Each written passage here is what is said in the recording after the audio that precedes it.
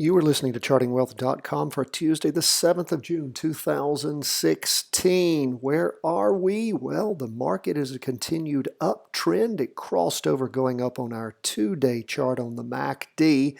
Back on the 1st of June, it actually started moving up as far as our candlesticks went on the 24th of May.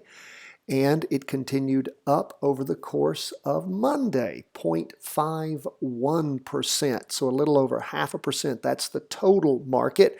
We've continued to see an acceleration in the up moves on the derivative oscillator, and the MACD and signal line are diverging. We have an open green candle. We don't have a good trend line at this point. We had to redraw our trend line because it actually opened lower than the prior trend line had been drawn. We like trend lines where we can connect at least 3 candles from the bottom going up, from the top going down. All 3 of our indexes are going up. Gold was up today. We'll go over that in just a minute, but it's still in a downtrend. So always remember, when you draw trend lines, bottom up, top down. Have a great teaching. If you go to chartingwealth.com, you can go to our training section.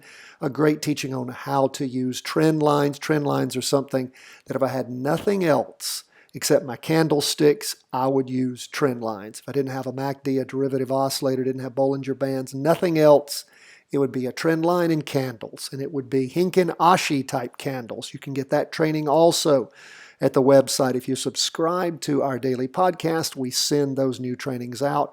When we do them, just sent one out right now, a few minutes ago, on why you should not use stop loss orders. We have a better suggestion. Okay, let's keep moving. If we look at the daily chart, the half-day chart, what do we see going on? We see up movement in the morning and the afternoon. We have no down wicks. We have open box green candles with large wicks on top. We see the derivative oscillator gaining a little energy after dropping down very low, almost crossing over, going down in the afternoon on Friday, the 3rd of June. We had a good up day for the total market. So we're in a confirmed uptrend on the short and long charts. We were hoping to have a crossover, a backup, so we could find a good entry point. That did not occur on our short chart. Next, we're going to go to SPY, up exactly the same amount the total market was, up 0.51%. It crossed over back on the 1st of June, as did the total market. Derivative oscillator crossed over just a little before. We continue to see an uptrend on the derivative oscillator, plus a nice diverging of the MACD and the signal, the red signal line. We have a nice green open box. We had a red box on the 2-day candle on the 3rd of June. The new 2-day candle is back to good solid green up moves, actually above the Bollinger Bands or the volatility bands.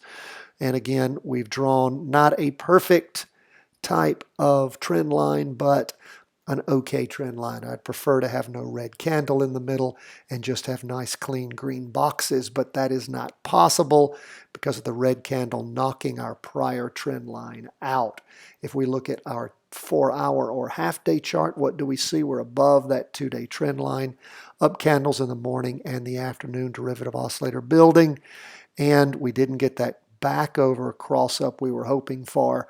Markets took off again before we had that confirmed. Now, as an aside, some of you asked in emails, and we love to receive those, was it possible, even though we didn't have a crossover, we had a backup though on our Hinkin-Ashi candlesticks, could we have gotten in once those red boxes were over and the move continued up?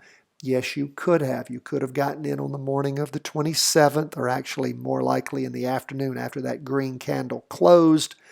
Again, it is somewhat risky because you had a green up candle the following morning, but then down candles. However, it has recovered. You have other possibilities of getting in actually on the afternoon of the 1st.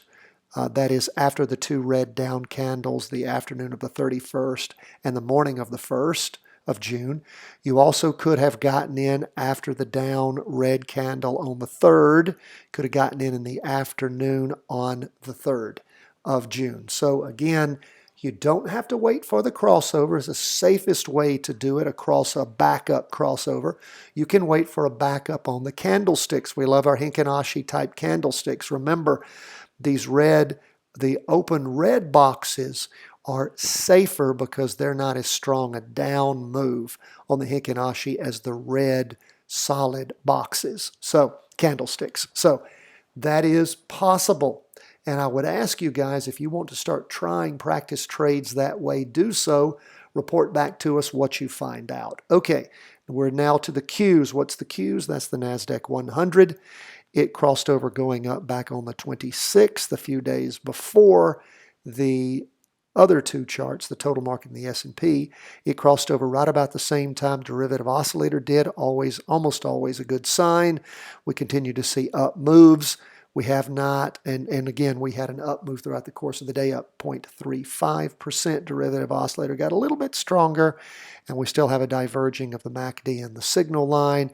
Green open box candle. Don't have a really good trend line. We did the best we could. Again, when you don't have a trend line, you don't put a lot of faith in it. You still use it if you can. We do have a crossover going down on our MACD, so we want to look for a crossover going back up on our 4-hour or half-day chart. That backup is occurring right now. Again, those of you who ask, can you use your candlesticks? You can, but again, as you can tell, we had a red candlestick going down in the afternoon of the 31st. We've hardly recovered from that at this point. We did have the crossover going down when we had a red candlestick going down on the 3rd, the morning of the 3rd. We are waiting for the Qs to cross back over going up. Derivative oscillators in the negative, as is the MACD, since the afternoon of the 3rd of June. So we don't have a buy-in point yet on the Qs, but we are hopeful and waiting. All right, that is to get into an up move. Now, lastly, we're going to look at gold. What's gold doing? It was up 0.04% for the day. Gold had big up moves on the last two-day candles on both the 3rd of June and then later on the 6th of June. What we're looking for is a crossover, which has not occurred yet. There is a backup and loss of energy on the derivative oscillator, and it does appear that the MACD and the signal line are moving closer, converging, but they've not yet crossed over going up. If we look at the 4-hour chart, what do we see? We see that the 4-hour chart appears to have topped off. It's really somewhere in the neighborhood of about 119 and not a lot of more power pushing it up from there over about the last 2 days. We shall continue to see, though. Did cross over going up on that short chart back on the 2nd, but again, gold is still in a confirmed down move, so we don't have any call on gold at this point. If it does, however, roll back over going down on the 4-hour chart, you may have the ability to jump back into a down move on gold. We'll continue to watch. It is technically backing up on that 2-day chart down move, so we'll keep an eye on that. That is where we end the markets on Monday as we go into Tuesday, the 7th of June. Always love to hear from you.